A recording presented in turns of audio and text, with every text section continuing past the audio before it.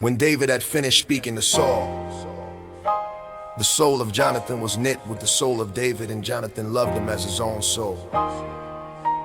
Saul took him that day and would let him go no more home to his father's house. And Jonathan and David made a covenant because he loved him as his own soul. Jonathan stripped himself of the robe that was on him And gave it to David in his clothing, Jonathan stripped himself even his sword, his bow, and his belt.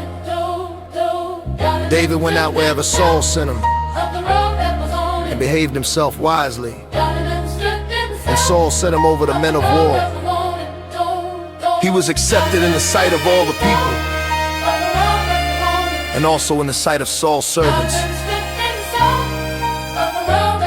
As they came, when David returned from the slaughter of the Philistines, the women came out of all the cities of Israel, singing and dancing to meet King Saul with tambourines, with joy, and with instruments of music.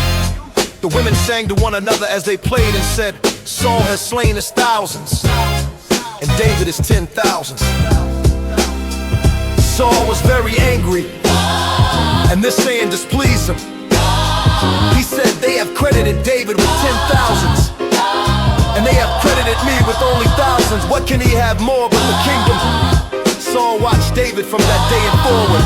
On the next day, an evil spirit from God came mightily on Saul, and he prophesied in the middle of the house. David played with his hand, as he did day by day. Saul had his spear in his hand. Saul threw the spear, for he said, "I will pin David even to the wall." David escaped from his presence twice. Saul was afraid of David because Yahweh was with him and had departed from Saul. Therefore Saul removed him from his presence and made him his captain over 1,000. And he went out and came in before the people. David behaved himself wisely in all his ways, and Yahweh was with him. When Saul saw that he behaved himself very wisely, he stood in awe of him. But all Israel and Judah loved David, for he went out and came in before them. Saul said to David, "Behold, my older daughter Merab, I will give her to you as wife. Only be valiant for me and fight Yahweh's battles." For Saul said, "Let not my hand be on him, but let the hand of the Philistines be on him." David said to Saul, "Who am I and what is my life, or my father's family in Israel, that I should be son-in-law to the king?" But at the time when Merab, Saul's daughter, should have been given to David, she was given to Adriel, the Mahalathite, his wife. Michal, Saul's daughter, loved David, and they told Saul, and the thing pleased him. Saul said, "I will give her to him, that she may be a snare to him, and that the hand of the Philistines may be against him." Therefore Saul said to David, "You shall today be my son-in-law a second time." Saul commanded his servants, "Talk with David secretly and say, Behold, the king delights in you, and all his servants love you. Now therefore be the king's son-in-law." Saul's servants spoke those words in David's ears. David said, "Does it seem to you a light thing to be the king's son-in-law, since I am a poor man and lightly esteemed?"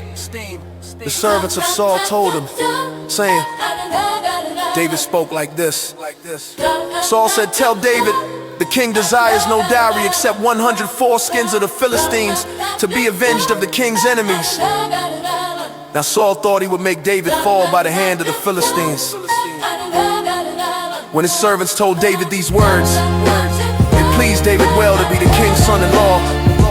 Before the deadline, David arose and went, he and his men, and killed 200 men of the Philistines.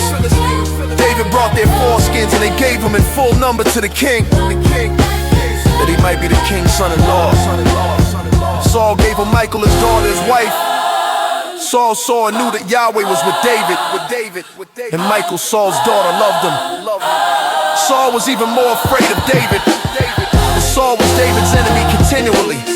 Then the princes of the Philistines went out, and as often as they went out, David behaved himself more wisely than all the servants of Saul, so that his name was highly esteemed.